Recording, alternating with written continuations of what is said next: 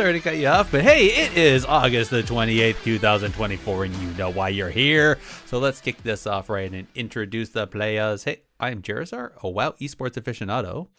Hey guys, it's Bigmoran, and I'll be the first to admit I have yet to play The War Within on the retail release. I have been playing on the beta though, so just a precursor to this conversation. Oh God! Hey, I'm TreesapJake, and I reject wholly the concept of Xalatos. Oh my gosh. Mm. I've been seeing people tweet about that, and I was like, okay, maybe it's not that big a deal. Like maybe people are overblowing it, but then I saw a cutscene where it's like clearly the feet are like the main centerpiece of the shot, which is, I was thinking about this from like, because I do a lot of photography, and I'm like, if I wanted to photograph someone's feet, not that I would ever do that, but if I would, I could take some inspiration from some of these cutscenes. There's some good stuff in there. There you go. There you go. Just weird amounts of feet, unnecessarily. So I don't know why. I don't know why they've done that. Maybe Metzen has a secret foot fetish. Who knows? Oh, God.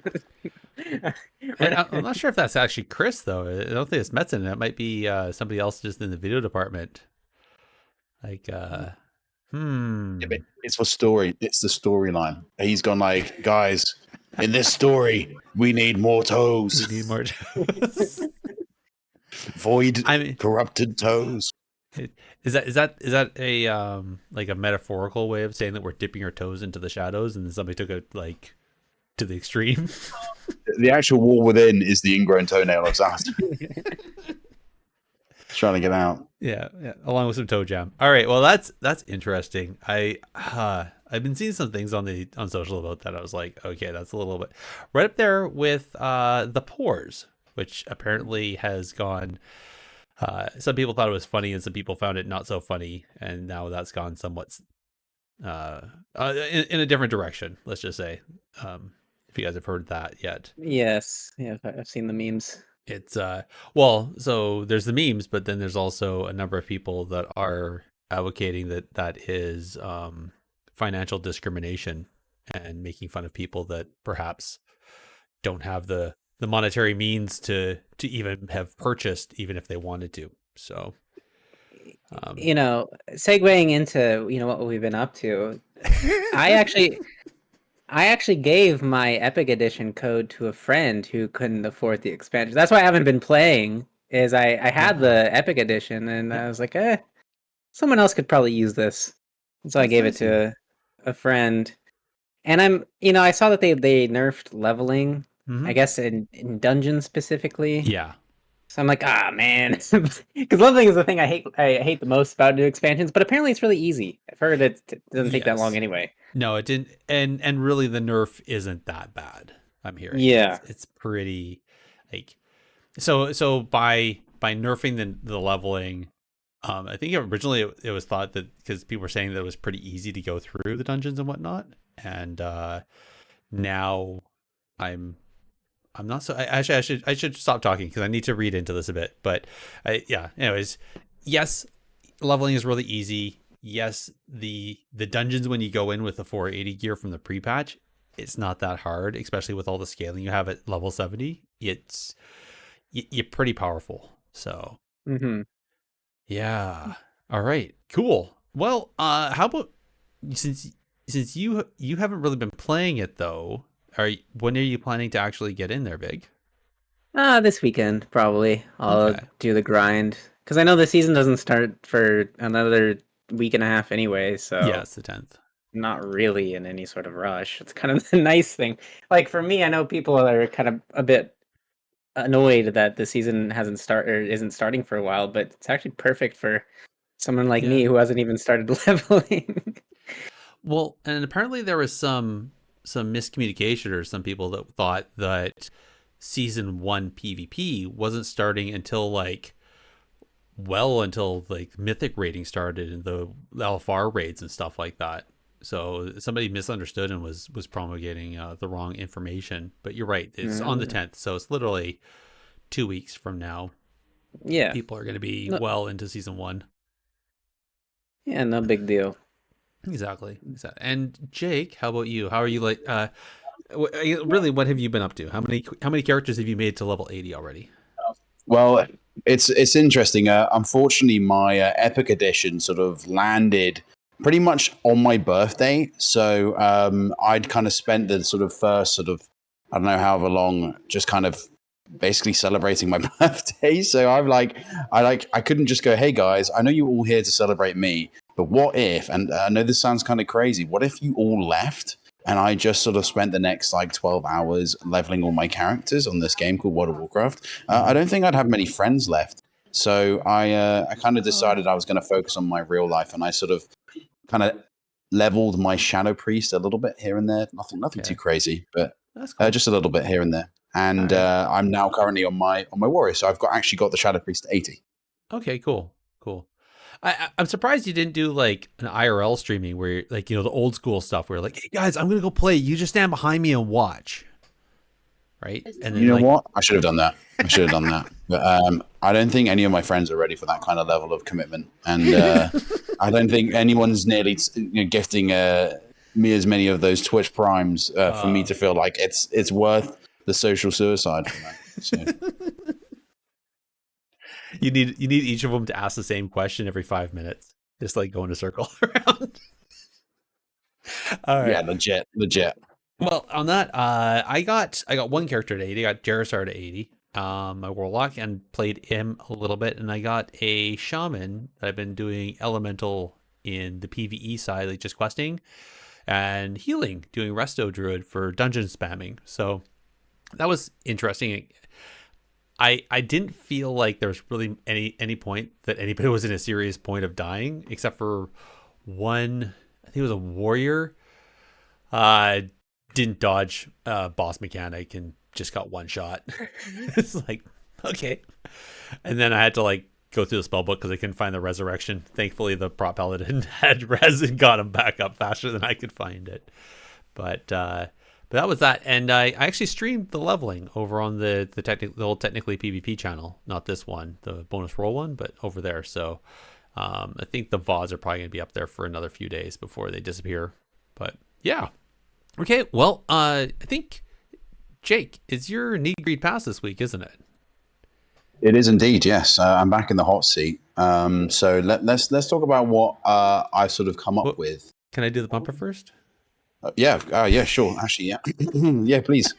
It won't be a clean fight, so keep your distance, eh? All right. And bumper done. Ooh, it's almost like I feel like I haven't been here in a little while. So I completely forgot about the bumpers. But anyway, I'll tell you what isn't a bumper.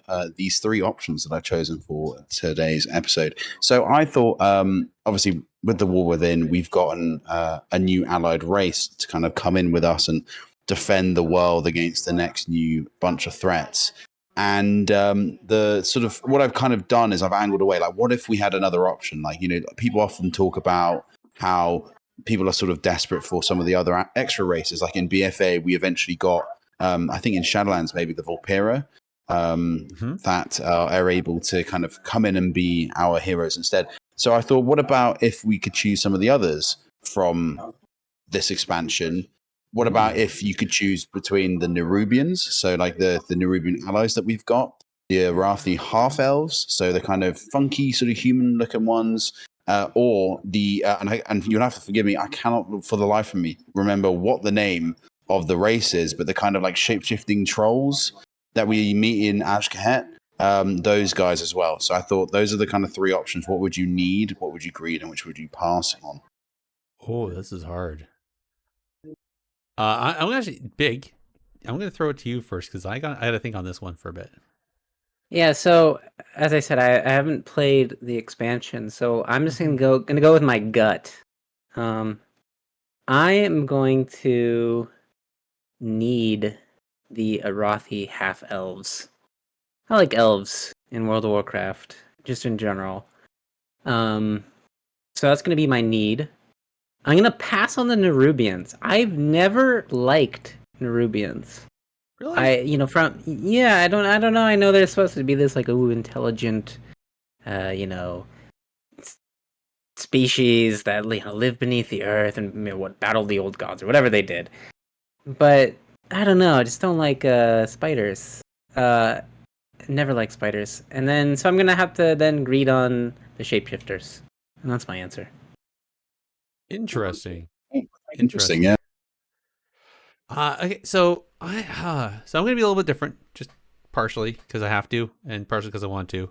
So I'm actually going to need on the Nerubians because I feel like they can have some really cool racials, like maybe like a poison, like a poison dart or something, or like do like a spider web for like a short route or something like that. And I feel like that could be pretty cool and pretty awesome for PvP. And then also, I kind of have in my mind of that general from Star Wars with like the 4 lightsabers going at the top, but have them like have four swords or Grievous. something like that. Grievous, yeah. So I like to see that kind of thing. So I want to do that for a greed. And I'm actually gonna pass on the shapeshifters because if they're the ones I think of, you're talking about the one that was from one of the hype videos that they released, where she was doing the kind of troll looking person, and she crawled around and then started doing the heebie jeebie dance to like cast something, and honestly that reminded me of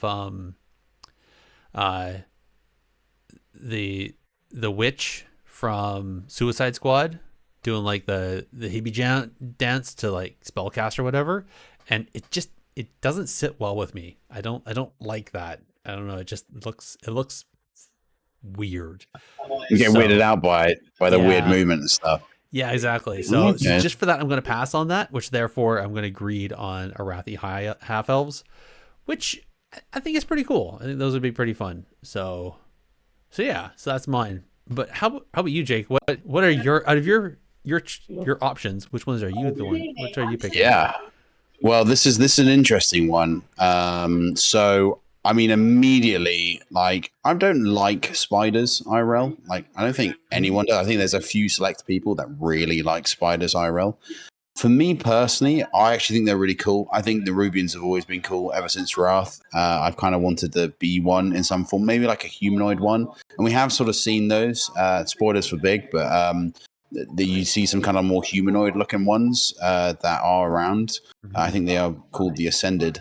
But you kind of like it's sort of they're sort of humanoid enough that they would work in any of the forms or kind of like the frames, I guess, of how we put together the characters in this game. And I think that would be really cool, like a humanoid sort of ascended Nerubian that actually like really works with the Alliance or the Horde. And I think that'd be really sick. So that would be actually my need. I would then, because I'm super bored of elves and humans in general. I never play these games to play those kind of characters.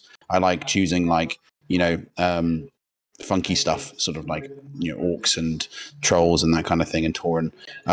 So I would actually choose the shapeshifters next because I think they look really cool, and I'm very keen to kind of see what they do. I love Avatar, and I think that's what they sort of remind me of a lot.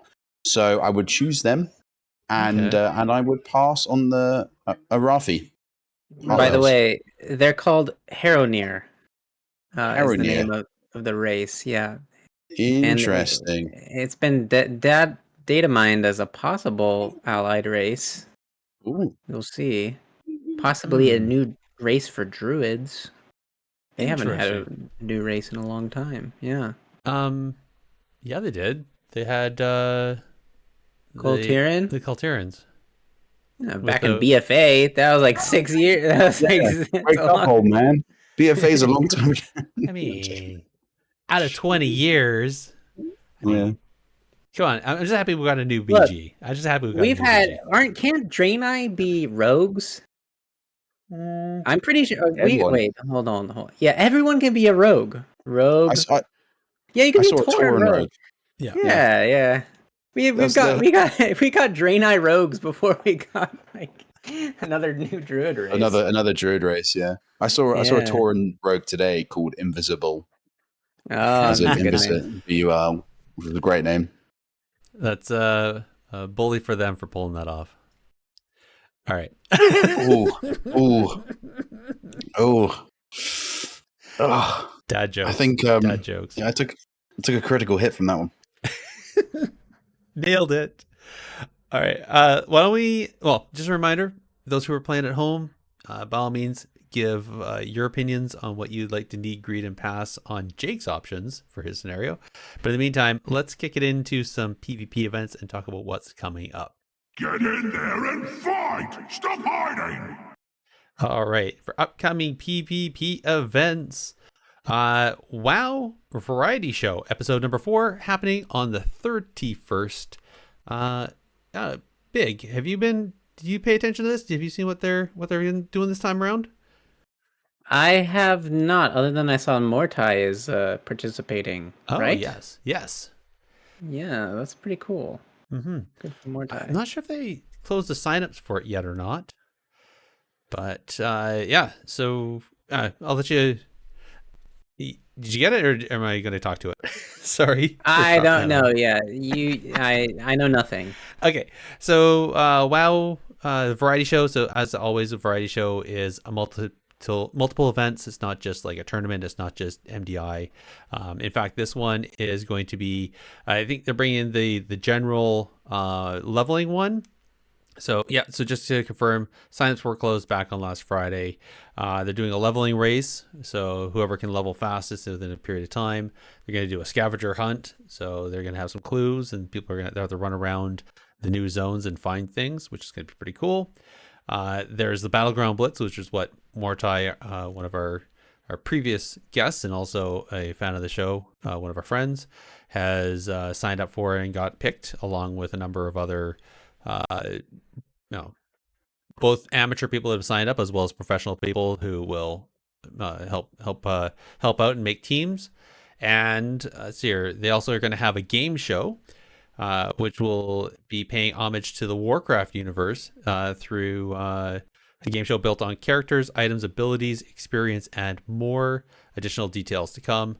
I'm guessing that this is going to be similar to those little things they do during the breaks for the esports. Like the guess what this spell is, and they blank a part out, or guess who this character is. Guess what, that stuff. And then last but not least, they're going to have a fast draw duel, which is the fan favorite of draw and guess side activity, revamped with the Warcraft words theme to fit with the War Within. So that'll be pretty interesting to watch and see what they do there. So hopefully you got enough signups. Should be a fun thing to watch. That's going to be this weekend, again on the 31st. And I guess the next one, I just want to point out, so the WoW 20 community, if anybody doesn't know what this is a community for people who play on the free side of WoW, that initial level 20 experience. And over there, Embu is coordinating for, I want to say it's the 8th of September, where they're going to celebrate the 20th anniversary of World of Warcraft over in Orgrimmar and Stormwind. This is EU region only, and they're going to try to get everybody to make a shape of the 2 and a 0 for the 20th anniversary and WoW 20. And then it's going to follow up with a fun little game of PvP battles. So probably some duels or something like that. But that should be a pretty fun go. So if anybody's interested for that, we have a link for their Discord server in the show notes. And just for funsies, I'm going to drop that into Twitch chat right now. So it'll show up also as well. So there's that. And that's about it for the events that we know of. Again, if you know of anything going on, please let us know and we'll happily shout it out in our future episodes. But let's get to the subject of analysis and actually talk about the War Within. I'm gonna light you up, sweet cheeks. Alrighty. So the War Within. First thoughts. What do you guys think? Well, shall I? I'll weigh in and allow Big the opportunity to think of something to say. I think so far there are a few things that I really like about it, and there are a few things that I don't like about it, but they're very few in comparison. In general, the leveling process has been very easy, which for me, when you think about the modern game, is vital, because actually the modern game hasn't got a focus on its journey. Its focus is the end game. We all play for the end game. What keeps us locked in is Mythic Plus or PvP. Obviously for us, specifically PvP, but it's that end game that kind of really locks us in. So actually being able to get to it where it's actually at its most fun is great. And actually the leveling has been fast. So even if you're doing the campaign, I think the campaign gets you to about 77. I got to 78 because I did a couple of dungeons in between and everything like that. It's ideal. You're there and then you just do a couple of dungeons to get all the way through. And it took me like sort of 4 or 5 by the end to get myself basically to the end point. And it was ideal. So the leveling for me has been really, really good. Anything else, dungeons wise, I think the dungeons are really small and short, which also feels really good because those long dungeons that we've had before are just painful. So that all the dungeons feel really short, and that's another really big bonus. But otherwise, just in general, the story feels good. I feel like I understand the story. Like I'm not just sort of like, going, oh yeah, haha, Alex Strauss just suddenly remembers she's from this sudden, this place that no one else remembers, and all the dragons kind of like have got their memories back and stuff like that. It actually makes sense. Like there's a link to something that's happened in the past, and it's really, really cool. So in general, so far, I feel very, very positive about that, and I've enjoyed the gameplay as well. Cool. Big. What's your take? Yeah, so I've spent the greater part of the past few months playing on the beta, and I think from a class design perspective, hero talents are definitely very interesting and very fun. And I think hero talents are probably, at least from the PvP side, the most important addition to the game. And there is, though, I think some discrepancy in terms of, strength of different hero builds versus other hero builds. I think, what we typically saw in the beta is that specs usually have one standout hero talent build, and the other one's like, maybe not that great, or kind of situational, a bit more niche. Mm-hmm. But I do like that the hero talents seem to sort of enhance something inherently cool about a spec. As far as like the gameplay is concerned, it does feel very similar to Dragonflight, certainly. Yeah. I mean, it's not like we've taken a radical shift from the previous expansion to this one. I think more than anything, it's kind of like it took what was good about Dragonflight and kind of enhanced what was good with hero talents, and even maybe even enhanced what was kind of bad with Dragonflight. That's a whole other conversation, with AoE abilities and whatnot.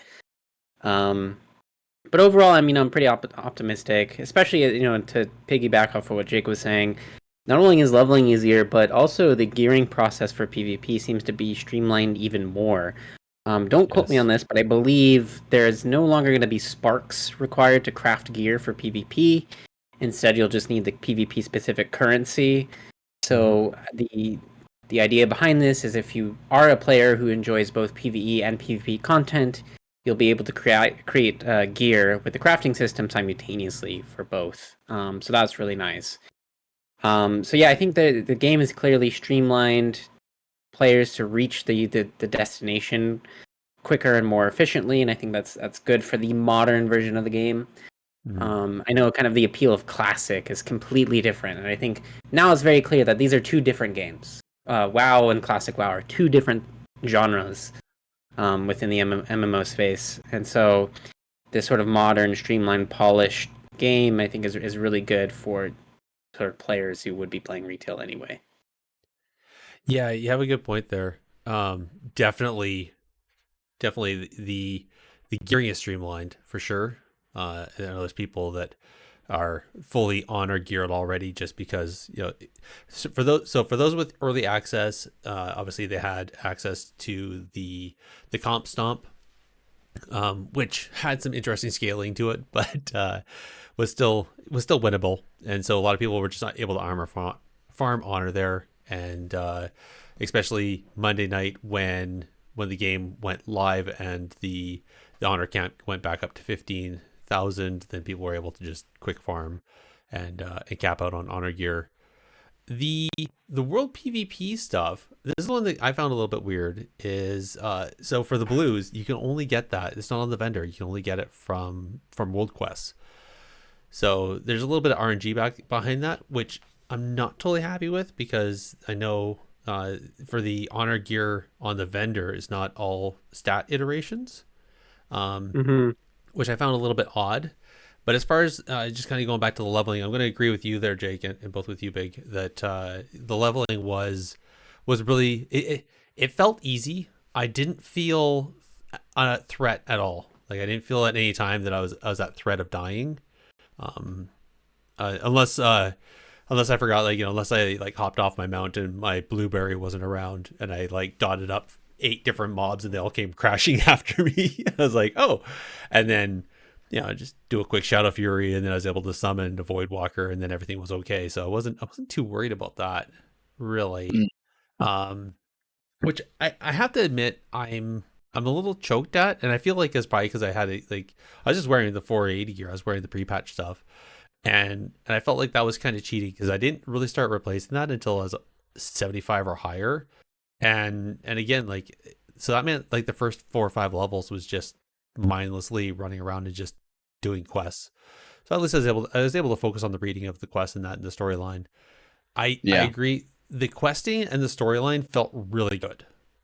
The side quests were great. I ended up getting caught down those rabbit holes a few times, and then all of a sudden realized that I dinged and I almost like leveled out of a zone before finishing the campaign section there. So that was something.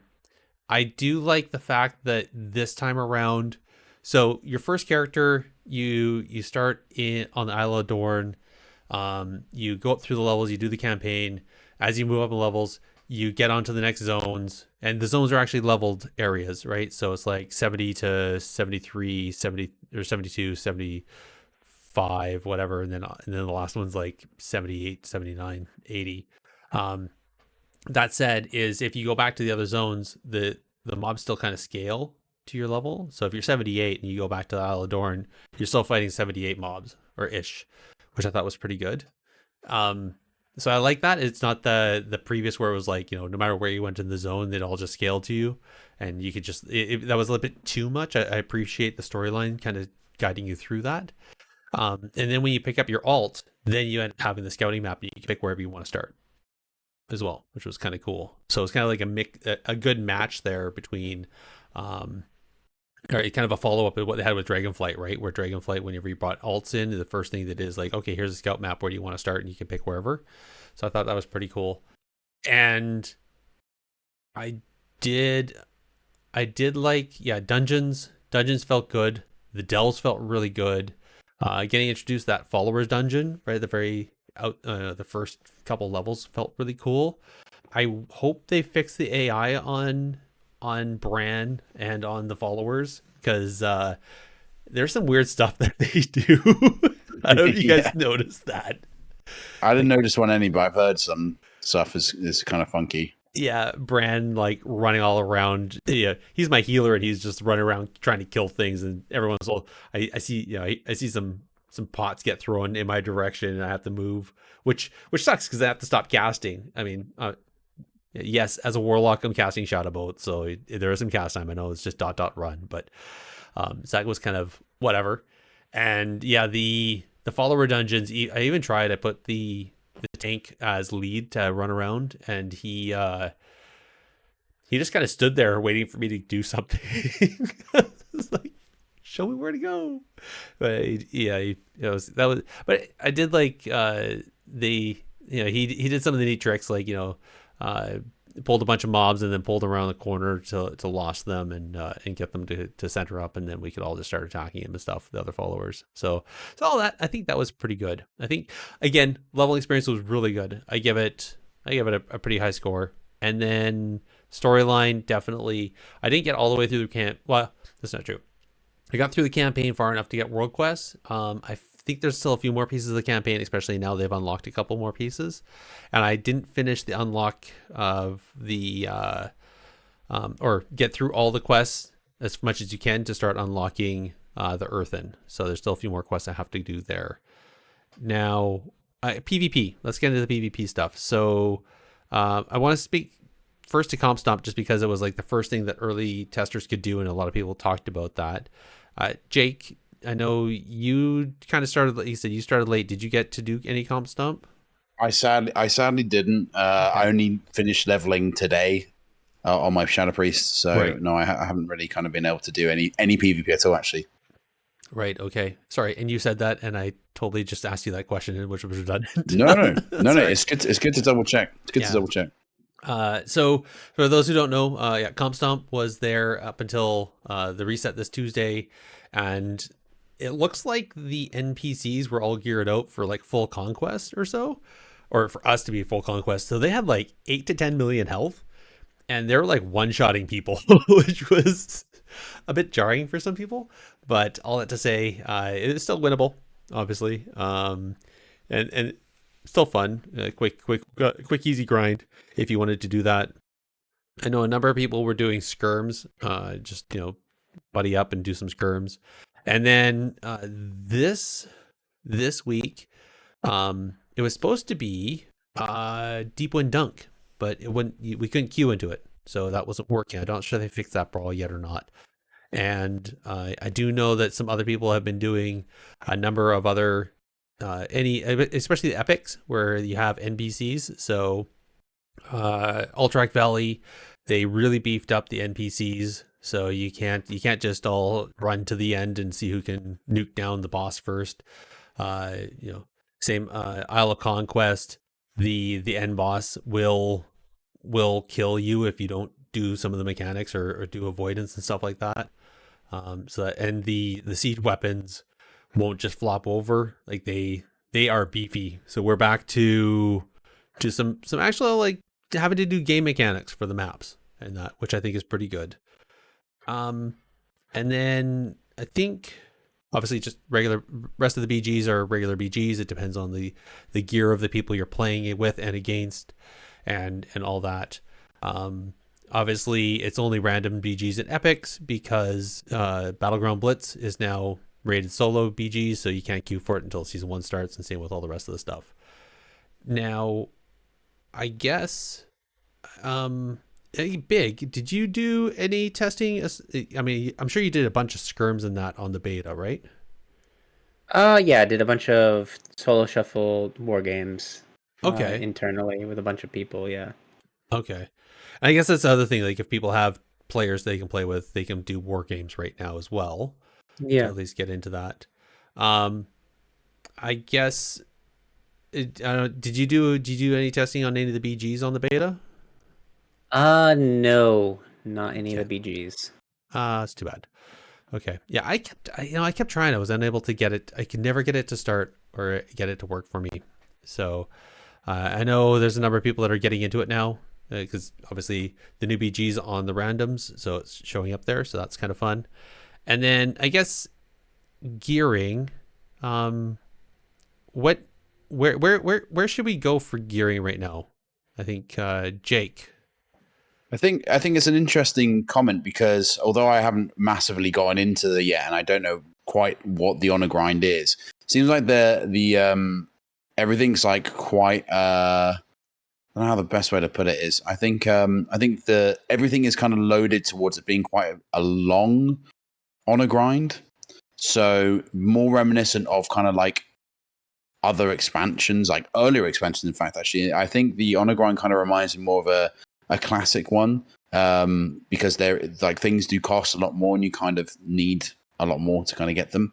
So that's quite an interesting one. I quite like the idea that we actually have something to do in this little period of time for PvP, like get your gear up your like characters and everything. So I think the gearing system looks pretty good. I think the gems also look really good. Everything looks like it's kind of improved on what Dragonflight did and taking it kind of to the next level. So it's very exciting, at least from my position, my opinion. I think it's a really good. It's going to be a good expansion for gearing, and it has seemed really easy so far for us to do so. So yeah, I think I think the best part too. I mean, the cadence of how you gear is pretty much the same as it was in Dragonflight, where you start the season with the honor gear. And then you gradually replace those pieces with epics. I don't remember. They changed how epics work in from World PvP, right? Like they removed one of the currencies. I don't remember what it was called. So that was the was trophies. the trophy of strife. Yeah, so now I don't know the item level on World PvP gear, but I imagine it's slightly lower. It was like 3 item levels lower in Dragonflight, and it's probably still somewhat similar. So at least that gives you sort of like this in between set of gear you can kind of collect while you're getting your conquest gear. I think the thing that's most appealing though is, correct me if I'm wrong, I don't know if this is true. The crafted token, or the tokens you need to craft pieces of gear, I believe cost the same amount of conquest as the piece you would purchase with conquest. So, and I think this is true. Like, say you wanted to buy your conquest helmet for like 2200 conquest, whatever it is. I believe now you can instead buy the tokens to craft a piece instead. And so I think you can sort of skip buying conquest gear entirely and just go straight to the crafted gear, which is kind of nice for some specs because, for instance, as a Resto Druid, I want to have as much haste and mastery as possible. And of course, gear was only going to have versatility and haste, or versatility and mastery. I can't have both haste and mastery on a piece of gear, so I can go craft that sort of immediately from the get-go, which is kind of nice. I do know also they're bringing back the free token from, it's either getting 1600 or 1800 in Arena. You'll get that tier token, which you can use to purchase a tier piece. I don't know how the creation catalyst is working, or the conversion catalyst, whatever it's called, this expansion. I don't know how that works, but I assume it's going to be similar to how it worked in the past. Again, don't quote me on that. They did announce that, and the catalyst is actually going to come on the 10th of September with Season 1 start. And the only thing I'm not sure is if we get a charge immediately. I think we might, but then it's going to be recharging at or recharging at the rate of 1 charge every 2 weeks. So if that's the case, like, then So same as the start of a Dragonflight, basically. No, I think that was like Season 3. Oh, okay. Same as Season 3 of Dragonflight. Yeah, I'm pretty sure. So everybody will have their 2 set by week 3, and then their 4 set. What's that, by week 7? Something like that. I mean, the other thing is there's no vault anymore. That's something we haven't discussed yet. True. No vault, which, I don't know. I don't know if I'm gonna miss the vault or not miss the vault. Well, I mean, what do you guys think? I'm really indifferent about it. I could care less. I mean, it was something always to look forward to. Like, I think it was an occasion. I know you still will technically have the vault, just not for PvP. It was something that you kind of look forward to a little bit. I mean, maybe that's just the indoctrination after, sort of 3 expansions of it, really, like, BFA, Shadowlands, Dragonflight. I've sort of kind of gotten used to sort of waiting until Wednesday and then you open your vault. And there's a disappointment, but actually, there's a little bit of a dopamine hit as well. Yeah. And that was quite enjoyable. But I suppose in this end, what it does mean is that if you really want to just do PvE, you don't have to pick between PvP and PvE. You can just pick the PvE option, which means that you're not stressed about that, or, oh, do I have to give up my PvE slot this week because I want to be good at PvP to begin with. There's a lot of aspects of it that I think is nice and good for that end game gameplay. I can see a number of people still doing PvP or PvE these first couple of weeks, especially when Season 1 starts. I can see people doing as high rating as they can get, pushing mythics to try and get some very high level tier gear, just until the catalyst gets enough charges that they can change up the PvP gear to tier, so it has that scaling up. But I mean, really, if you're able to raid at Mythic Plus or Mythic rating at the high enough level, I mean, really, you're going to be getting an equal amount of gear anyways. It's not like the PvP scaling is going to be that much different. If I'm not mistaken, they cap out at the same eye level, right? So I mean, I can still see people who really want to push it are still going to be raiding and whatnot just to get the the access to that tier gear earlier and get those tier sets, get the tier set bonuses. So I mean, it's still there if they want to do it. I do like the fact that it's not a mandatory thing, you know, and not mandatory. I guess it's not a thing where if Jake happens to get lucky and get his weapon on the first vault, and I'm still trying to, you know, get just enough conquest to buy it, or you know, I didn't get it. I got, let's say, a chess piece, and it's like, okay, so then I buy my second piece for conquest, and then next vault I get a chess piece. It's like, well, thanks, Blizz. Right? That just feels bad. So I'm glad it's gone. I've always liked with PvP the deterministic gearing, that you know that if you cap conquest every week, that you are going to end up with you know, a full set after X number of weeks, because that's how the cost works. So yeah, I guess it's. Oh, sorry, go ahead. No, I was actually going to just. We were talking about tier sets, and I wanted to talk about the tier sets because I think there's something very interesting about them. I don't know if if you guys have noticed anything about it at all, but I don't know if you noticed about this season 1 War Within tier set. Their bonuses are very small. Like it's minor. That's something I believe that's intentional, because I think it was the same way. It was the same way in Dragonflight, where they sort of like power creep the tier set bonuses. But I do think that's a good thing that at least they're weak. Yes, because I agree. yeah, I think if there was a way to keep them weak from the, you know, on the PvP side the whole time, I think that'd be quite nice. Because, like, for instance, some specs in Dragonflight Season 3 were sort of like defined by their tier set, like Destro Warlocks, Demon Hunters.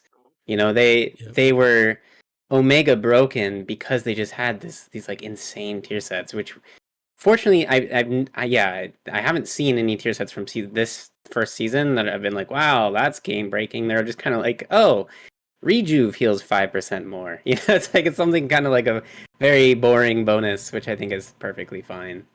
Yeah, and it's what it needed. I think they always wanted to kind of do something that would help PvEs, enjoy their specs more. Baking in more damage by 5 to 10% actually is really easy for them to balance. Should they feel as if one spec is performing better in PvP than the other, you can just nerf a tier set in PvP. That's a really good way of kind of helping with balancing. And I think that's the sort of thing that you've got. Like, I think when it was so wild in Dragonflight, and it was wild in other expansions as well. I'm fairly sure there was stuff in Shadowlands and BFA where things were just wild, and they were cool, but they were just so unbelievably wild that it was miserable. And obviously the flip side also is a thing. Like if PvP finds itself way too slow, they can buff certain tier sets, or they can buff them across the board, and all it does is ramp up the damage of some important stuff in the bait and the kit. The only thing I'll say is that obviously there's a disparity in some. I noticed. I don't know if you guys noticed, but the Elemental Shaman one is shocking. It's you get a buff to Earthquake, and then the 4 set is increases your critical strikes. From what I can tell, I will just double check that again. But it's something along the lines of, here we go. Spending Maelstrom grants you 5% increased critical strike chance and 10% increased critical damage dealt. Now, obviously, that does work really well with Ellie's kit, but it just doesn't feel like it has the same kind of hit that the others do. So maybe it'll be really good with Skyfair and stuff like that, but it doesn't feel like across the board. Like if you were to buff that 4 set, for example, you just increase the critical strike chance. So I think it's an interesting concept. I think they should just kind of hopefully across the board find a way that will be easy to balance everything. Well, that does feel kind of bad, and I'm glad you brought that one up, because in PvP, crit strike is already nerfed, right? So even if you get a critical strike, you're not even getting the full damage that you would in PvE. I just want to also add in Dragonflight Season 1, the tier bonuses were pretty good, but they were nerfed in PvP. Season 2, Season 3, I don't think they were nerfed as much. I actually don't remember them having PvP tuning to them. So They all. I think they always had 50% modifiers Okay. on most. Yeah, on almost everything. Okay, I knew they did that for season 1, but I don't remember them doing that season 2, 3, and then season 4. I have no idea because they just copy pasted the previous seasons, right? Yeah. So if they did, then okay, that whatever. I do like the fact that the numbers aren't quite as grandiose, but at the same time, like our numbers are so huge. Like we're millions of health. We're doing millions of damage. So like 5% on a million is actually still like it's a pretty big number. Is it like, you know, another like, let's work out to, if you do damage mitigation, that might be like 2% of a person's health, maybe not even, right? Because it's 5% of damage. So depending on what you're doing, like you might tickle a person extra. So Well, yeah. Well, Jake was talking, alluded to like the pacing of the game, and that was one thing that was quite evident on beta is that the game is slightly slower, at least in solo shuffle. And I noticed this. So the way you play solo shuffle as a wrestler druid is very straightforward in terms of when you use your tree form. You basically use tree form immediately, like when the fight starts. And then 2 minutes later, well, roughly 2 minutes later, you have it back up, and you use it immediately again. Like that's how you pretty much play Wrestler Druid in Solo Shuffle. okay. And usually in Dragonflight, that second tree form, which typically happens at around the 2 minute mark of the game, that was like when the game was like about to end. It was like, okay, I hit my second tree form, gonna win. Yeah. You know, that's how you felt. On beta, it wasn't like that. On beta, I would hit my second tree form, and then the game would like linger on for like a minute longer. So it's like games are at least at the high level slightly longer than they used to be, which it was initially a bit jarring because it's like, wow, like I kind of have to maybe rethink how I'm pressing my second tree form. But this was a consequence of them buffing HP pools on the beta.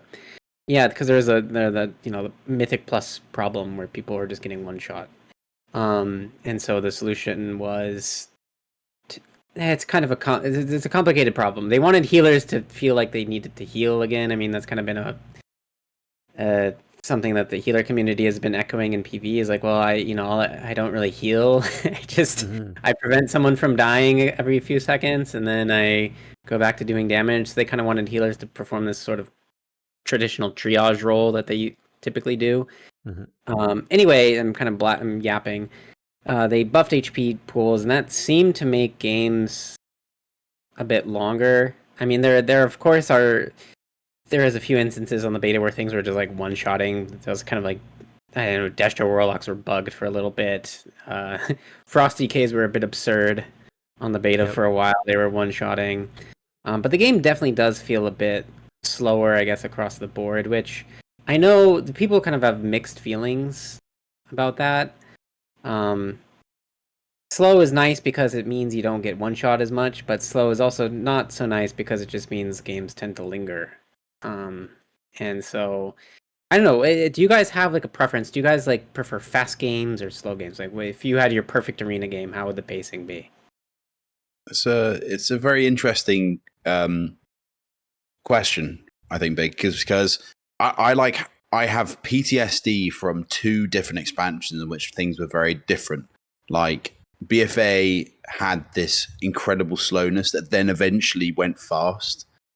And then you got Shadowlands, which was quite rapid. And then also, obviously, Dragonflight was quite rapid.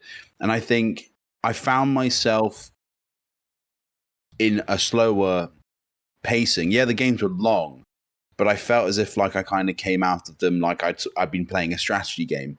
Like I felt like, okay, yeah, I've planned this. I know what cooldowns are coming, and I've been able to kind of, plan appropriately.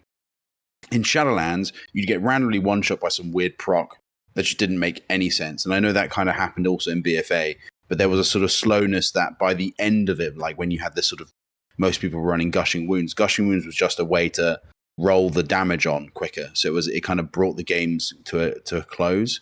And even when it was there, still the games were kind of long anyway. You had time to sort of plan out stuff.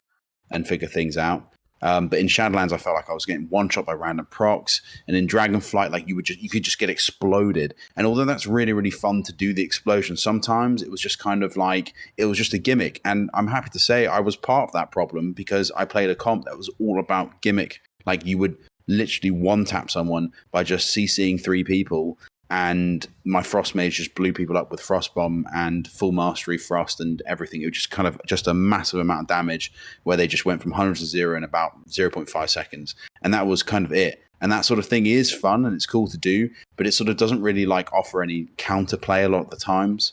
And I think that's why people tend to sort of go back and forth. There's no real right answer, I think. I don't think you could ever say there's a right answer. It's all preference. And I think for me, I kind of want something that's in between BFA and in between Shadowlands, where you've got that really nice pacing where you can kind of do like a really quick one shot in the way that RMP was able to sort of like lock people up, and then just you could kind of take your hands off the keyboard and say, yeah, I've messed up. I've got no trinket. I'm dead here. Like, you know it's coming. You can see the strategy and sort of like kind of going, well played, good sir. I tip my fedora towards you. And that's that. As opposed to sort of like the Ret Paladin suddenly gets a proc, presses Wake of Ashes, and suddenly sort of just all your health goes. Like, that didn't make sense to me. So I kind of want something in between, something that's sort of balanced in the way that the games can last a period of time should they wish, but also gives the opportunity for you to perform one shots if you've got the damage and you've got the kind of strategy down. Yeah, that's fair. Sorry. Yeah. I was going to say, I like games that are about up to 7 minutes max. Like after 7 minutes, like that's just too long. I'm old. I can't keep up to that. As far as like damage roll in that, I do like it when there's at least a little bit of pausing or, between stuff. So you can kind of see it happening. You can maybe react to it. I find some of these like, somebody that pushes like the Swifty macro and just blows you up. Like you have no idea what just happened. Until you get really situated in the game and understanding everything. But if a person's just a casual player or is just like, having fun and playing some PvP, like you don't learn from that. It's really hard to learn from that. And I find, at least like for mechanics and the counter mechanics, that is just, you can't counter mechanic that. So that just doesn't feel fun. Sure, it feels fun doing it, but it doesn't feel fun receiving it. And it's hard to learn from it, I guess, is really what it is. But what were you gonna say there, Big? One observation that Choice made, we all know Choice. Yep. Love Choice. Is that a lot of specs kind of have had their damage shifted a bit more towards, typically most specs have like a builder and a spender. Mm-hmm. An example would be like rogues. They have combo point builders and they have spenders to spend their combo points. And every class kind of has their version of that. Mm-hmm. Where nowadays it seems like in the War Within that there's a bit more emphasis on the builders. A really good example of this is like Boomkins. Boomkins Star Surge damage feels relatively weaker, but you have a lot more damage coming from other sources, which is, it's, I think, overall a good thing. I mean, that makes the game less bursty and more sort of consistent. It's also been interesting to see how classes have evolved from previous iterations. Like, I know, a class you play, Affliction Warlock, changed sort of dramatically going into the new expansion because Shadowbolt, Shadowbolt of all things, is back. So now you can. I mean, there's also the hero build where your Haunt gives you, what's it called, the Shadowbolt procs, Nightfall procs, and so you can Shadowbolt, Haunt, Shadowbolt people back to back, and they hit pretty hard. Like they're doing a lot of damage. So when I was leveling around, it felt kind of like I was playing an elemental shaman. Because I was getting these instant procs. So I'd be shadowbolting, malefic, shadowbolting, and then suddenly I'd have a malefic, and so I shadowbolt. I'd be able to double shadowbolt because I had nightfall proc, so it's back to back, and then I have an instant malefic, and I would just delete something. Yeah, it was like, oh, that's what shaman felt like. Well, you know what's ironic about that is like Ellie Shaman now is more of like an AoE spec. Like Yeah. in Shadowland or in Dragonflight, as an Ellie Shaman, you basically just like lava burst, earth shock, lava burst, earth shock, lava burst. Like you just spam these like over and over and over. Now you don't get as many lava burst procs, and you're kind of playing entirely around your big primordial wave AoE lava bursts, which means you have to keep everyone dotted. And now you have this I think you had it in the past, but now it's a more accessible on the tree of this totem called magma totem. Yep. Or liquid magma totem. You throw it down and it will apply flame shock to I think 3 targets nearby. And so you have a lot of ways to get out your dots pretty quickly. Now as an Ellie Shaman, and you're playing around these 30-second waves where you just blast everyone with lava bursts. Huh. And so you're kind of more of like a dot class now. That's not how I was playing it. That's interesting. Yeah. Well, No, seriously, I was playing Ellie different. So yeah, I know they have their other hero build is focused around like chain lightning and stuff. I mean, there's still that, but that's kind of a harder play style to have in arena specifically. I was having fun with it, but okay. But yeah, right. You are right. Is that's definitely sounds very Affliction, where it's like you dot everybody and then you do something to like just delete a bunch of their health, right? Versus now it's very much like you dot a bunch of people, but then you're like kind of single targeting. You have these procs that will just delete somebody randomly.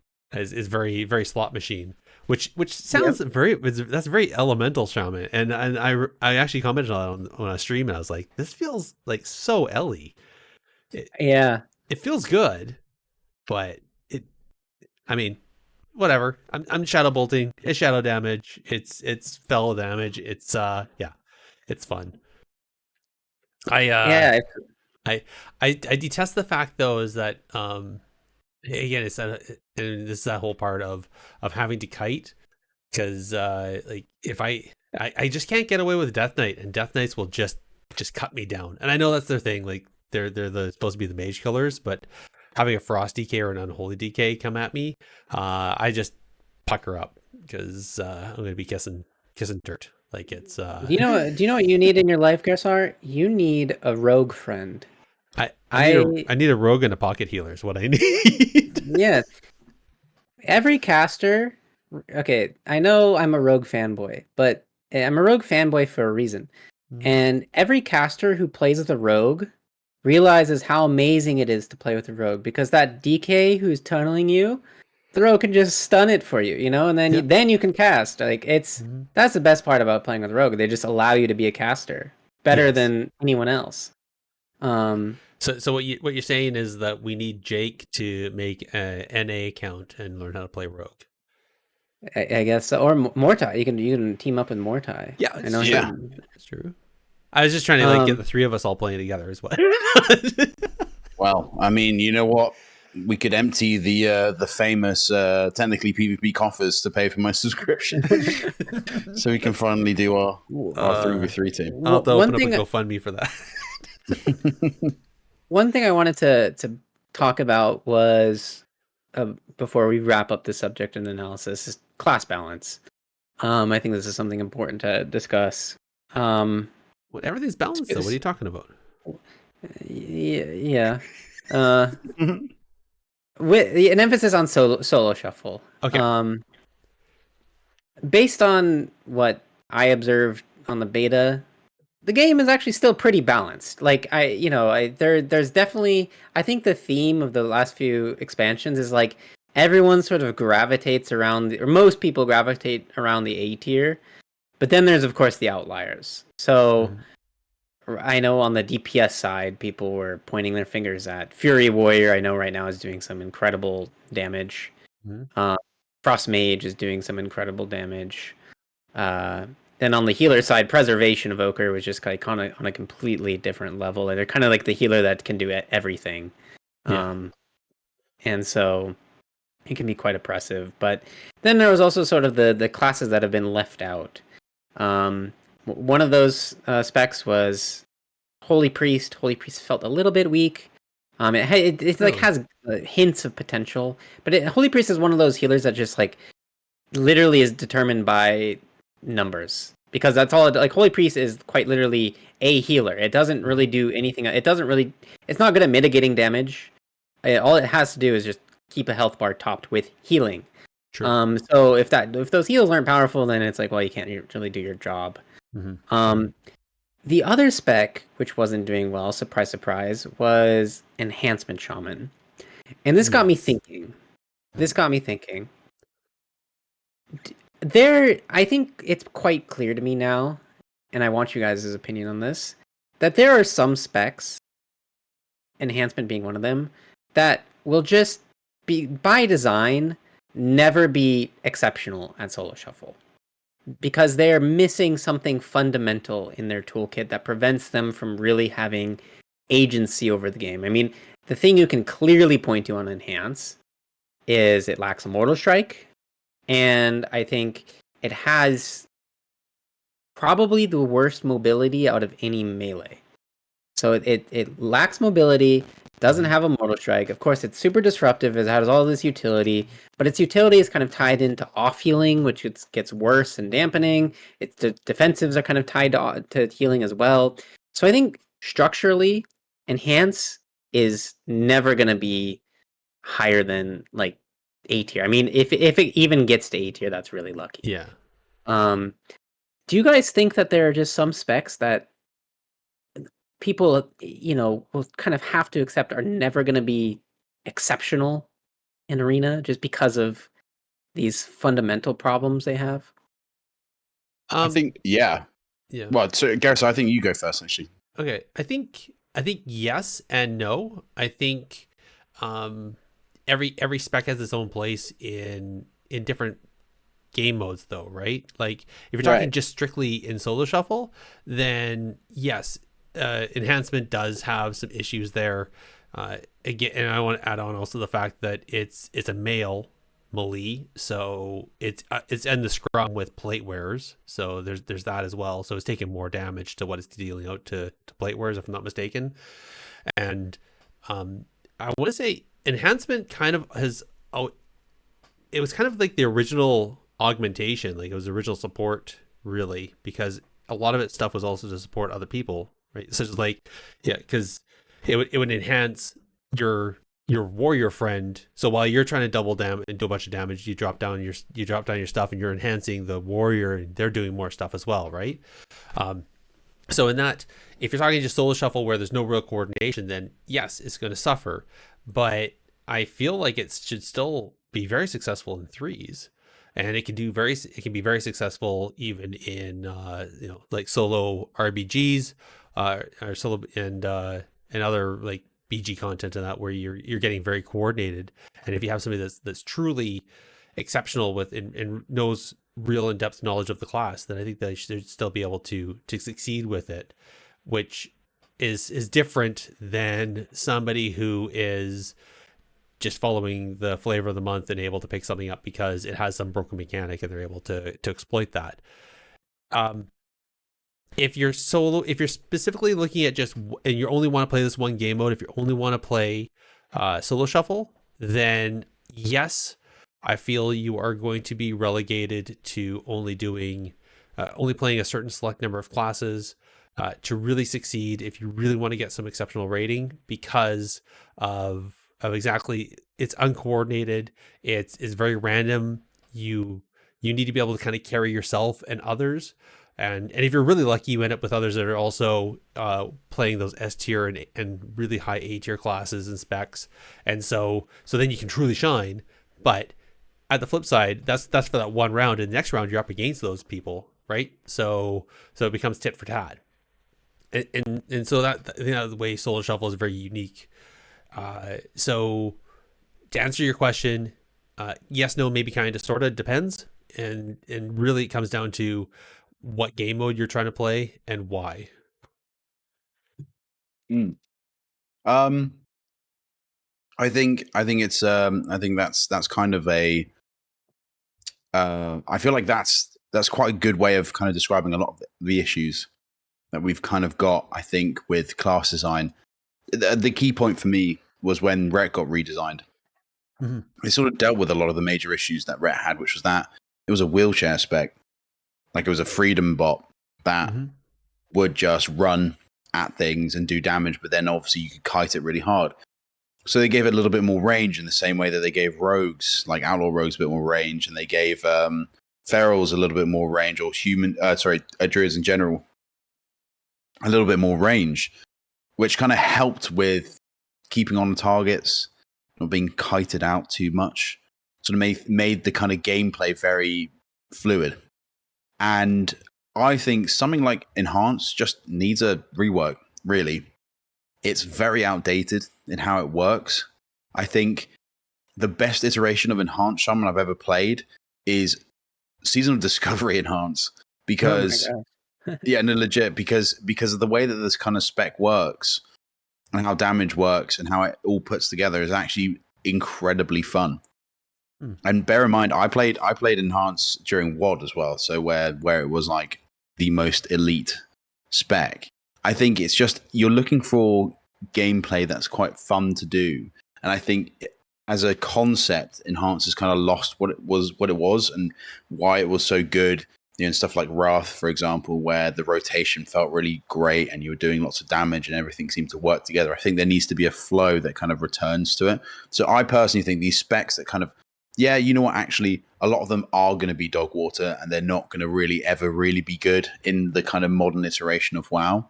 But they could be if they got a little rework. And I think that's kind of where the game needs to start looking towards, is kind of, okay, let's rework specs. Or or kind of classes in general. I think personally specs, but specs and that need the help, and I think Enhance is one of those ones that's just been kind of left. I think Shamans in general have been kind of left out to dry for quite a while. And maybe Shamans in general need a sort of rework, but this had a pseudo rework for War Within. I think Enhancement was just kind of left alone though. Wasn't it? Didn't they actually say that they felt that it was in a good place? That's why. I mean, they've said a lot of things, in all honesty, where I disagree massively. Yeah. But that's fine. It's their vision, and we kind of just play it. What would you guys think if Elemental, or if Enhancement Shaman ended up becoming more of like a melee augmenter? Like a melee support class? Yeah. I mean... Well, my take on that is that would make things worse. I think augmentation, my feel about augmentation is that you're entirely at the whim of your partner in solo shuffle. You don't really have any direct agency over the outcome of the game. You're just there to buff your teammate, which can feel a bit bad. I think especially in a solo game mode, you want to feel like you can impact the game and have like a tangible, like sensible impact on the game. Like a rogue winning the game with smoke bomb. That you feel that if you're the rogue. Augmentation, you don't really feel yourself winning. Of course you contribute to the game. You contribute to winning. You might get a big crit every now and then, but you're kind of just tethered to the strength of your partner. So if your partner's not doing what they're supposed to, you're just gonna have a really bad time.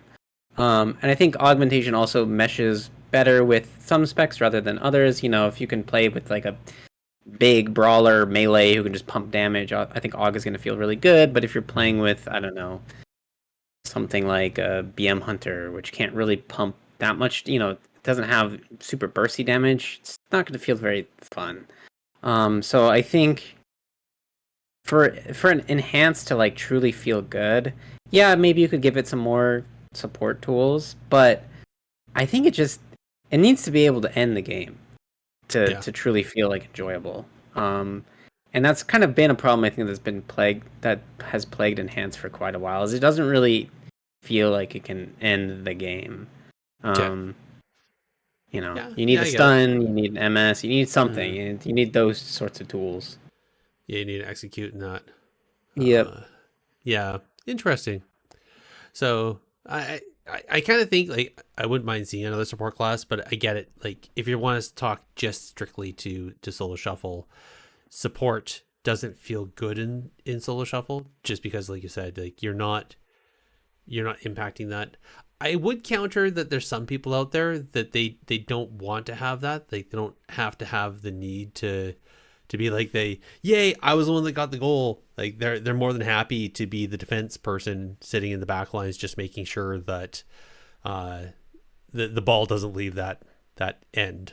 You know what I mean? Or whatever's happening. Like there's people that are happy to be the support and know that they supported the team. So I guess maybe it's just a different mindset. You just have to find the people that have that mindset. But then you are, like you said, you're stuck to the quality of the player that you're randomly tied to, and that can feel bad sometimes when your personal rating is tied to the quality of the player you're tied to. Yep. Yeah. Maybe should they just delete Solo Shuffle then and just go back to 2s and 3s? Maybe, I don't know. No, I think Solo Shuffle is good. It's just it's an interesting. I think personally, Solo Shuffle is the is really like the streamer's paradise. Like that's what it is. For regular people, it's rough because let's face it, I don't particularly want to spend my entire night waiting for a Solo Shuffle queue to pop. However, on a counterpoint to that, you don't want to be spending your entire night looking for a teammate, you know? Yeah. So I understand why it's so popular and actually so good. Mm-hmm. And I think it does have a strong value now in our community. And I think it will continue to get stronger as time goes on. Yeah. Which will be really good. But it needs this kind of thing. I think just it's actually probably one of the most important brackets now. So realistically, I have a question. To you mentioned that Solo Shuffle is like the streamer's paradise. Maybe it's like in some weird way the PvPer's paradise. The arena player's paradise. Yeah. So I saw a tweet. It might have been from Mortai. I don't remember. Saying that with the introduction of Battleground Blitz, that now normal BGs feel too slow. I've seen that from a number of people, and I agree. Yes. So, is Battleground Blitz the BG killer? Question mark. Is that our takeaway from that? Like, what? How should we expect the future? Do we now think that we're now in a solo game mode of BG Blitz and Solo Shuffle is, group content now finally dead? So yes, no, and kinda. So I think Epic PGs are, I know I'm all over the place, guys. So Epic PGs are going to maintain because there's these huge communities that just like to do pre-mades and run into and Q-Sync into Epic PGs. So I think those are still going to exist. I think a number of people are probably going to get, who aren't part of those communities they're already tired with running into these groups and the impact it has on the Epic BGs. So that's probably going to shrink. I think random BGs will probably still have some place, but you're probably going to see a smaller player pool, and queues are going to increase. Rated solo BGs like the Battleground Blitz is, I think, going to become the go-to, not because people actually want to always play that, but because that's where the queues are. And so I think people would rather queue that and sit in a 6-minute queue than queue for something else and sit in a 12-minute queue. Yeah, that makes total sense. It's no different than there's some people who actually don't like Solo Shuffle, but there's nobody left in LFG because everybody's queuing Solo Shuffle because that's where everybody went. I think the thing is that what needs to happen, I think this will happen eventually, is that people need to start messaging people in Solo Shuffle. Like, you queue with someone that you think is actually played that really well. Like, hey, do you want to just queue some threes off this? Yeah, sure, why not? I think that needs to be a thing. Like, the LFG is kind of almost replaced by, actually, you know what, I found someone I really like playing with in solo queue. And it's the same with almost any other game, right? Like any other game where you have a solo queue variant, you kind of meet someone that you think is really sick and you play into them and actually, oh, you were really good. Let's queue something up afterwards. Like, same with League. Like, when you play League, if you have someone on your team that actually does a really good job, you add them afterwards and you go, hey, let's do some duo queue together because you played really well. And that's how you make friends. But I'm not, We I'm don't not really. hearing people. No, I'm not hearing people do that though. Like I'm not hearing people making teams out of solo queues. People Well, say thanks I for the mean, game and they drop and then they queue up again, but they don't make friends. The only conversations that are happening is maybe, hey, you did something really cool there, but most of it's, it's shit talk. no, I agree. I think that it's something that will eventually change and kind of become a thing at some point, but it's not happening now. But it does happen in higher rating. Like those people up at the top of the ladder do actually know each other and do actually kind of like, okay, yeah, I've played with you before. You're quite high up. Let me queue. I mean, an example of that is Nethy, who has been on the podcast a few times. Pretty much how they found their teams and stuff has been through playing high rated solo shuffle. That has led to, come, why don't you come play with us? And eventually those contacts have led on to bigger contacts and allowed them to kind of pretty much take part in all the kind of bigger and more kind of prestigious sort of teams and eventually play in the AWC and actually, get into the top 8 and stuff. So it's that opportunity came from just being good at solo shuffle. So I feel as if like people can start doing that. We just kind of need to lead the way and talk about it more openly, I think, in the community. Yeah. Okay. Well, I mean, that makes sense. I guess I was just, I think that's like one example of somebody that did good and was able to do good versus some of the others that I remember tweeting about that and trying to get a poll, and I didn't get a very good feel that people were actually making friends at a solo queue. It was just, maybe a GG and then move on to the next. I mean, most of the time, yes. That's what I'm trying to think. I think it needs to come from those in the community to kind of go, it's cool to do this. That's how you meet people. Like someone makes a video on it, for example, and goes like, I made friends through solo shuffle, and then other people start making friends through solo shuffle. Yeah, one thing, this is like a pet peeve of mine. I really don't like when I'm watching a streamer and they start flaming their solo shuffle lobby. Right. I don't like that at all.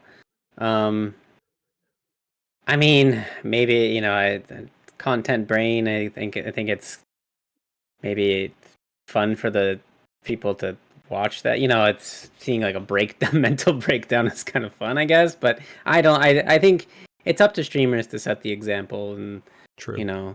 be good role models.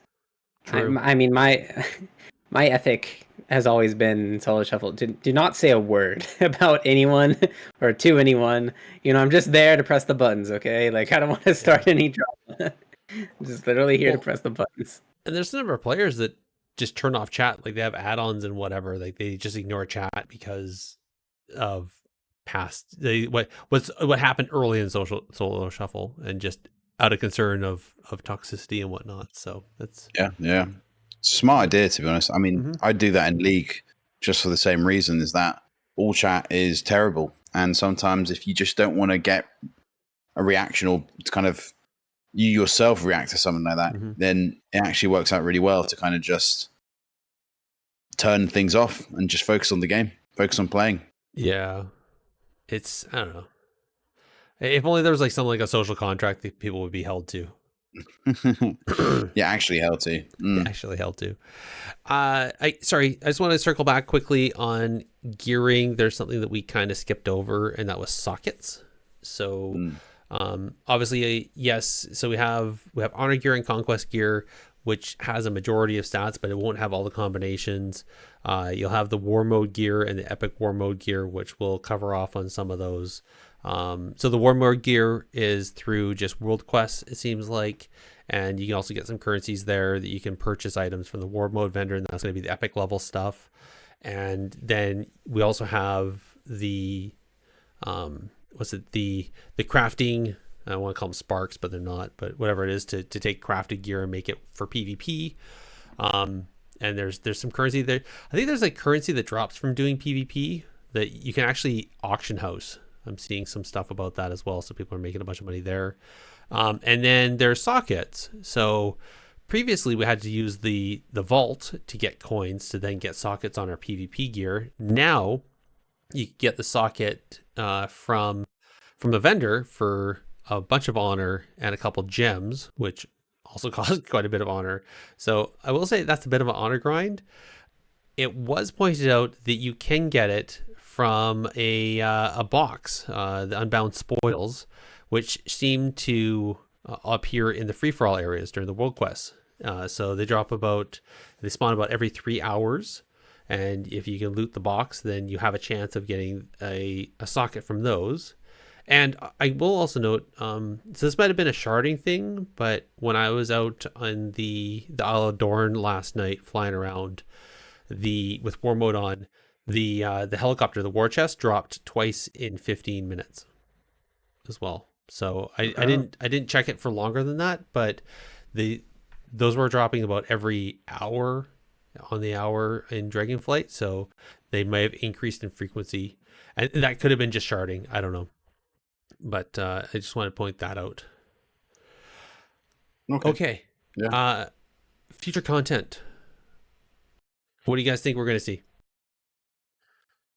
Ooh.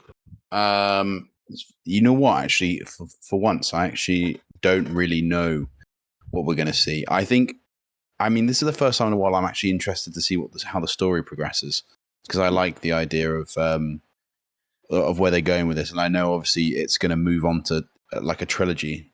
There's going to be 2 other expansions that are going to follow the same pathway.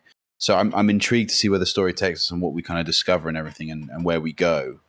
I think it would be. I don't think there'll be much PvP wise. I don't think there'll be any real changes. I'm hoping that next expansion will get like a void related arena, which should be sick. That'd be something really cool. That's the only thing I can really think about in terms of actual content, outside of kind of, the usual sort of flow of things. We'll get another zone. There'll be another place that we go to that's connected to the other ones, and we'll get the final boss. I don't know who the final boss will be. It might be Xal'atath. Be quite interesting to see if it is Xal'atath, but I imagine it will be Xal'atath at the end of the War Within, and then that will lead on to whatever the enemies are. But it's quite an interesting, I think, a really interesting time period, because this is the first time, at least from the story perspective, where it ages actually really since Warden Legion, that you've got this continuous enemy that's appeared that kind of spreads over, to multiple different expansions. I mean, Xal'atath herself appears in Legion, and obviously has kind of been a sort of central theme in the dagger that appears in BFA, and then comes back in Dragonflight, and it kind of spread over, and then is going to be kind of appearing in the next 3 expansions. So hopefully we see more of her, and actually she continues to be a problem and a thorn in our side throughout the entirety of it. But I hate to crush you. It's in chat already, but Metzin did say that she's not going to be the baddie for 3 expansions. Okay, well then she's definitely dead at the end of this one, that's for sure. So she might. I mean, big sad. She might last beyond this one, but she definitely won't make it through the 3. So should be like Sylvanas, I guess. Sylvanas wasn't the big bad of Shadowlands, even though she caused it all. So I feel like Xal'atath is being built up where maybe, like, she seems so slippery that maybe she won't, like. I feel like she'll definitely last through a couple raids. Will she make it to the end of the War Within? I'm not sure. Who knows? Maybe the end is we cut her feet off and turn them into a trophy. The ultimate trophy, the trophy. Yeah, the trophy. One might say. But in terms of actual content, I don't see anything that's coming. That's going to happen in the next sort of. Interesting. Yeah, I'm not sure. How about you, Big? You think we'll see anything more, PvP wise for content? I'm gonna give a really hot take. I could see Blizzard bringing back some form of borrowed power potentially in the future. I don't want to say that they're gonna do it, but I wouldn't be surprised. And the reason I say that is because, well, if they do a season 4 again, which we all know season 4 is kind of like, I wouldn't say a flop, but didn't feel that fun. But maybe they'll do some sort of borrowed power extravaganza for season 4, where we're all running around with legendaries, or God knows, artifact traits, something. We're gonna have something on our gear in season 4 that's gonna make it kind of wild. because I think they want players to, they like that retention, and I could see them implementing some form of a grind again for the I end don't know. game. Maybe. We'll see. I mean, I've seen mixed thoughts. I didn't like borrowed power, to be honest, but I know some Yeah. people did. Some ironically, so I don't mean, know. so let's say the honor talents. Like, are the honor talents going to stick around, or are they just going to be borrowed power and they're going to disappear? Right? Like, I don't know. It's kind of, yeah. We'll see. We'll see. I don't like borrowed power only because it's only there for the expansion. It's only there for the patch, or it's only there for the expansion, right? Then it disappears, and you feel weaker. You feel like you lost it. Right? Maybe you get like the one Wait. cool ability, and that gets baked in, but I don't know. I don't know. No. I'm changing my prediction. Okay. Maybe we're gonna see a third Demon Hunter spec this expansion. Ooh. Do you think Okay, I is think that possible? let's get borrowed power back on the table. I'm gonna say I think so. I have noticed. I think the last arena we got was the one from Shadowlands, right? We didn't get any in Dragonflight. No, sorry, we did. didn't get. We got- Sorry, what am I talking about? We got no good offensive, right? Or the no good one. Yeah. Yeah, but I can see why you forgot because it's Yeah. god awful. Yeah. Well, it depends. Some people liked it. No, not really. So I wouldn't mind. I wonder if we're going to see another arena put in this expansion, maybe in one of the later patches. And I haven't seen any new brawls added. Like, obviously they did brawls for the solo shuffle, and they did brawls for BG Blitz, but that was just for testing to see how people reacted to that, and use that brawl system to just do that and really pull people in to get the testing done. I wouldn't mind them taking some of the arenas that they have, or some of the new BGs. Yes, just the one they just added, but still, and kind of maybe brawlify it, like make a brawl out of it. So I guess kind of leaning on your idea, yes, we have this major thing of shadows. So where like Arathi Basin, they have the blizzard one where it's all snow, and you have kind of like a fog of war. You really don't see anything coming until it's right on top of you. So I'm wondering if the Deep Hall Ravine could be like shadowfied, where it just has a bunch, it's been darkened, and so you're running around, but you really don't see people until you're like right on top of them, and do that. And I don't know, just throwing it out there. So I think, I don't know. Do you guys want to do the one thing we change on top of that, or do you want to just move on to news? Well, maybe why don't we make it spicy? Okay. Why don't we do the one thing you change with for the War Within? All right. Like specifically the War Within. The War Within. The one thing we would change. All right. Do you have one on top of your head? Because I feel like you're biting on the bit to spit something. Well, to be honest with you, actually, I think for me, with the War Within, I think it's got so much coverage recently. I think it's the ideal time to kind of make. Yeah, we have AWC, but kind of really push for community driven. Like, I feel like, and this is no shade on anyone, I think this would be a perfect opportunity for, like, Adrian, for Healing Stat, to kind of go out there and reach out to people that have hosted community tournaments and go, we're going to inject some money into you. You can say that this is kind of like a sort of an outside sort of Blizzard. This is kind of like a Blizzard supported, a kind of Blizzard endorsed kind of event, but we'll kind of like host you on the channel, and kind of like, or kind of restream it or something like that, give you the sort of, I don't know, the kind of viewership that you need, and just kind of drive more PvP tournaments.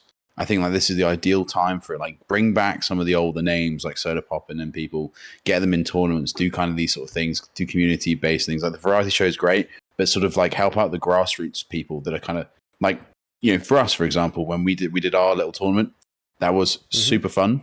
Yeah. But imagine if like Blizzard kind of came out and said, look, we'll give you guys like, 15 minutes on us, like to talk to like Zico and Ven, and kind of get some advice from them on like how to cast or anything like that. and they'll have a look at your stuff and like give you a little bit of feedback, and hopefully it will help out. And then also restream, like do that kind of thing. Like it's not going to really hurt anyone. It's just sort of like it's kind of adding to their marketability, but also keeping their player base really happy. And I think that'd be a really cool idea to kind of help those grassroots movements. And that would be the one thing I'd change, specifically to do with the War Within. I love it. I would love to see that. I'd love to see that community support come out just as much as the community managers have been supporting content creators recently with the WoW partner stuff. Exactly. All right. Big. What's the one thing you would change within the war? I would love to see another solo shuffle tournament, and I don't know how they'd do this, but I'd love to see a Battleground Blitz tournament. That'd be really exciting.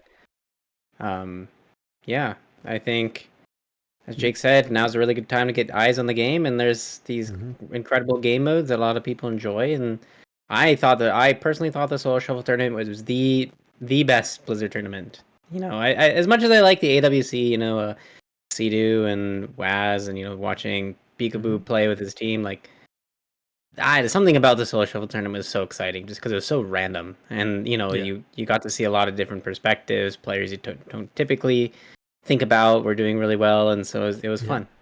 Do it again. Well, and you see comps you would never see in the AWC. Yes, of course, yeah. I've always enjoyed the, like, obviously Blizzard and the way they do things is very professional, very clean, but also the community run solo shuffles are also really good. So I think for me, the one thing I would change, you know, for the War Within, this is hard because I don't have enough experience with it yet to say I want to change something or not change something.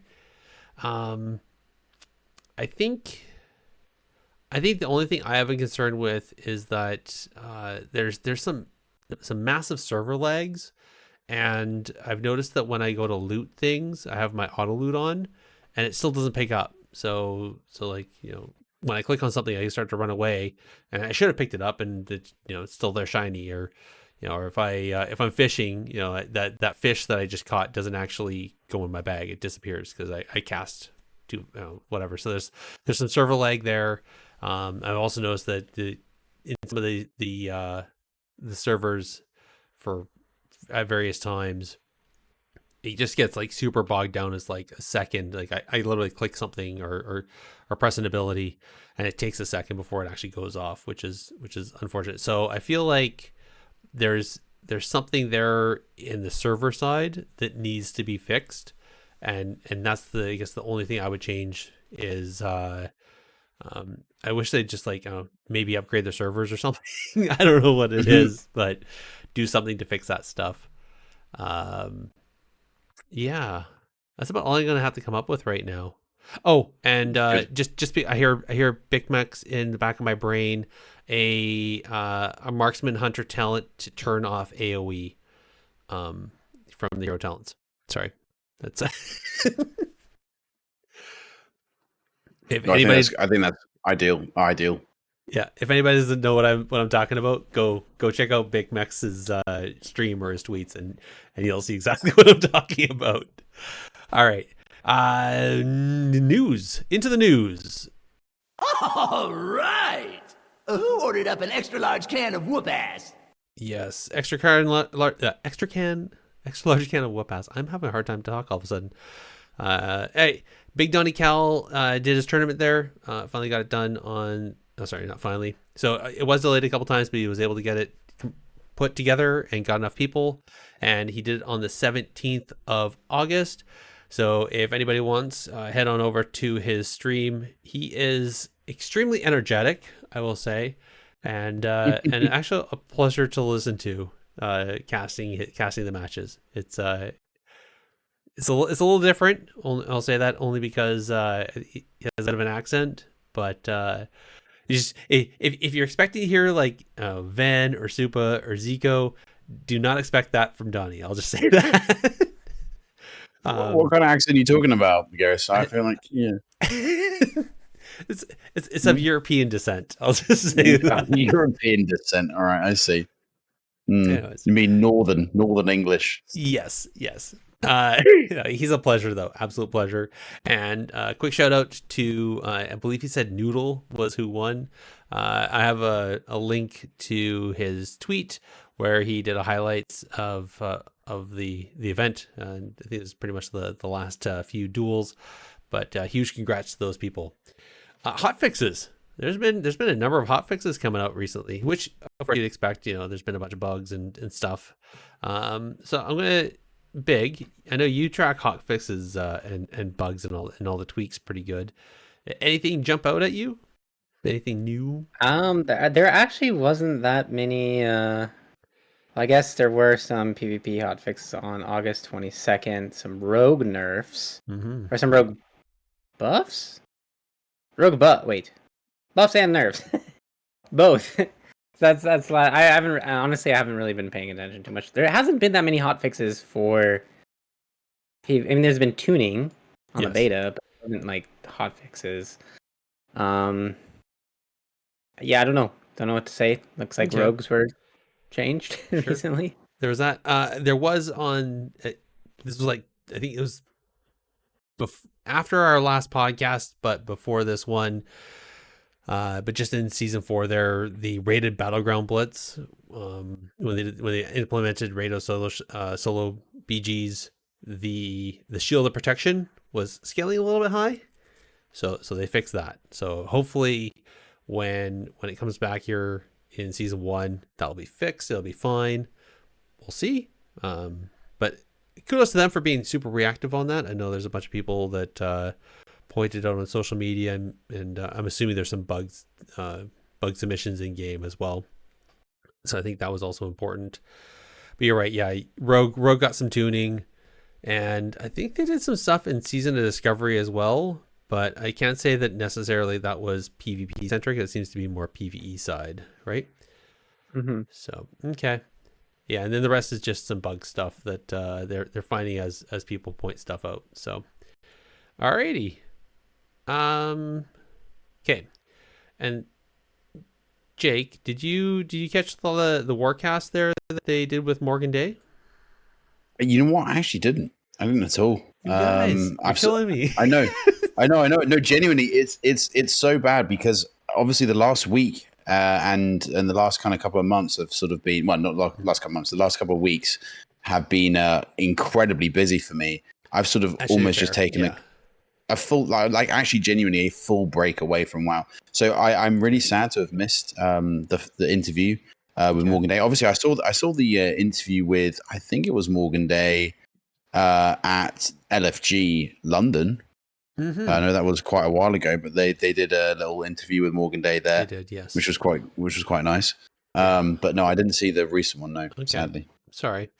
Oh wait. Well, so this did you one, see it? Yeah, I did catch it on YouTube. I watched a bit of it. Pretty good conversation. Pretty good information. Typical, it's the community manager, Linksy, talking with some people. She does a really good job of talking with them, and they have a pretty good job of explaining what they want to highlight and put out there, which I think makes sense. It's more focused and make sure that they put out the messages that they want instead of waiting for the content creator to ask the question that they said they were going to ask, or at the end of it, it's like, well, I just want to really say this one thing to make sure it's out there.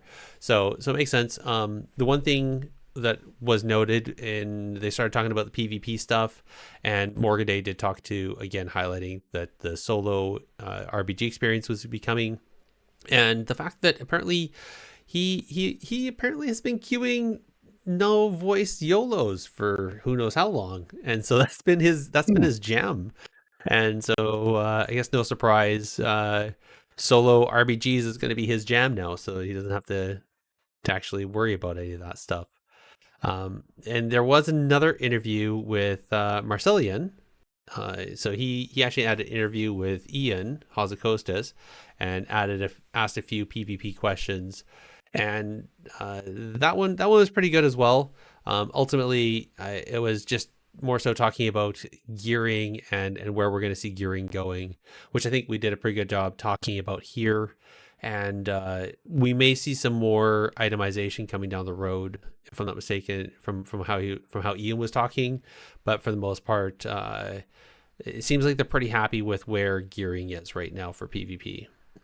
I'd say gearing for PvP is actually in probably one of the best places it's been in a very long time. So I'm happy to say I do agree with them. I think it makes life easier. I know there are people that actually do complain about the PvP gearing.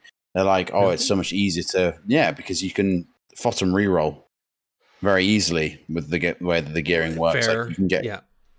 So I understand it. Like I get why they would say that, but at the same time, like it just means that when you play stuff, you have a much better time with your gearing. Like I'd much rather be able to re-roll my character and actually have fun in the game than not, Yeah. I think I like the fact that gearing is really easy, not because of the bottom rerollers, but because if, let's say, you want to play around and mess with stat weights, let's say you want to go from a full mastery build to a full haste build, it doesn't take you weeks. Right? You're not. It's not detrimental to you in a game where, or a game mode where that would actually cause some damage to your personal rating. Just trying to farm that and then change it over and figure it all and test it and figure it all out. Like that's just all right. So a couple of last items. I'll just speak to this one. So our friend Cherry, the community manager or the creator of the Oasis community. So we've talked to her before and highlighted her a number of times. She was very into PvP. She took a little bit of a break and started doing a bunch of PvE stuff. So Mythic Plus and raiding and that, especially in Dragonflight, Shadowlands, Dragonflight. And now she's apparently coming back to PvP. And on top of that, she was the original creator for the Rated Battleground guide that ended up on Wowhead. And now that we have BG Blitz, she created another guide. So if anybody wants, we have a link for that in the show notes. It's also been distributed a number of times out there. So just really want to highlight, if you're looking to get into the solo RBG system and you like to read things to make sure you have the knowledge and understand the maps and how they're being played, because they are different from the other BG modes, definitely give this a read. Talks from some of the most basic level to some more advanced techniques that you can think about and have fun. Enjoy that.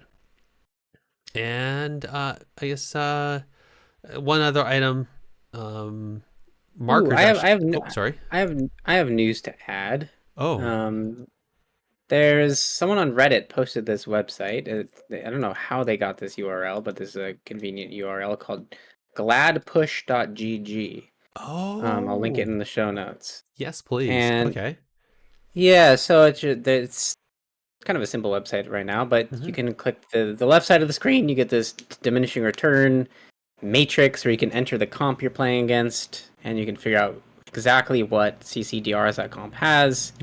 And then there's also a diminishing returns game you can play where you can test your knowledge, which is actually pretty hard. It's a very difficult game. It's 10 questions. I think the last time I played it, I got 7 right out of 10. So, I scored a C.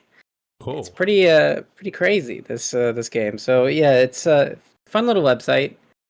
Definitely check it out especially if you're learning the game. Fun. Indeed. No, thank you. I actually I saw that and I meant to. I forgot to add it in. So thank you for that, Big. You're awesome. Yeah. I will say, if anybody goes to it, it's a work in progress. It's still in development. So don't expect a fully polished product. If you find anything wrong with it or any hiccups, let the developer know and they'll fix it too. But yeah, gladpush.gg. Okay, and the last one I was going to bring up was so apparently some people figured out a workaround for getting Tinker slots from the Mop remix back into the War Within. So that was a little detrimental, but I think they fixed it now. So maybe it's old news. But if anybody's wondering what happened when Mop Remix ended and they moved everybody's characters over to retail, apparently somebody figured out that you could go through the the go get your gear again. If you like actually delete gear, whatever your item restoration, and they could get these items back and then put them back on the gear, and then just obliterate people with some broken stuff. So yeah, that's a thing. But I think it's fixed. Maybe chat can confirm for me. They added a bunch of PvP modifiers to the old stuff. Oh, okay. Okay, Yeah, so fixed.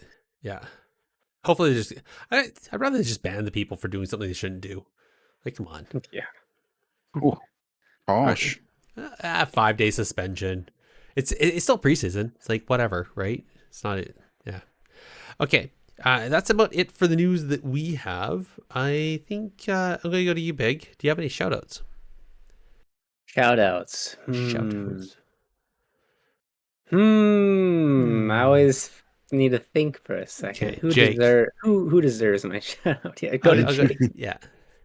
Yeah, I've got a nice easy one. I really want to shout out all the developers and the GMs and the people that have kind of led this to be quite a successful expansion launch. I think I know the early access has some sort of questionable things about it, but actually it's been very smooth. It's been nothing but brilliant. No issues at all. I think they've cracked it.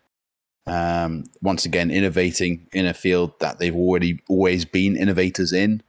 So I really think they've done a fantastic job, and it's all that hard work that they put in and all the kind of concepts and ideas. So big shout out to you guys.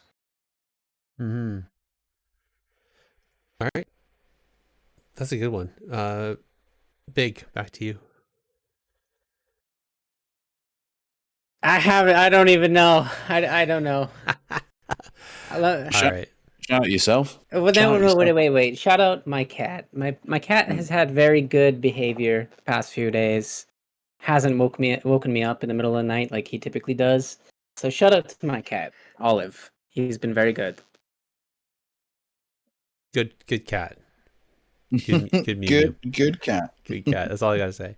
I'm gonna give a shout out to some of the folks over on the World of PvP Discord. We haven't talked about them for a while, but specifically Machiavelli and Linkson for reaching out to me and just all concerned about one of the tweets I made, just making sure that I was okay, and just hoping that there was no negative aftermath from one of my hot takes that I put out there on Twitter. So just a quick shout out to them for that. Anyway, okay, Big. Aside from you telling everybody about your cat, can you maybe list off where our listeners can reach us? Yes, I can. You can contact us directly with a tweet to @technically_PvP or by an email to technicallypvp@gmail.com. You can also join our discussions on the Bonus Roll Productions Discord. And you can also visit the Bonus Roll website to find the podcast directory with us and many other great shows at www.bonusroll.gg. This directory also has a review system, so please do head over there and tell everyone what you think of your favorite shows, including our own. Indeed. And as always, links are going to be in the show notes for everything we talked about tonight. I want to thank you all for listening, and we'll chat with you next time. Good night, everybody.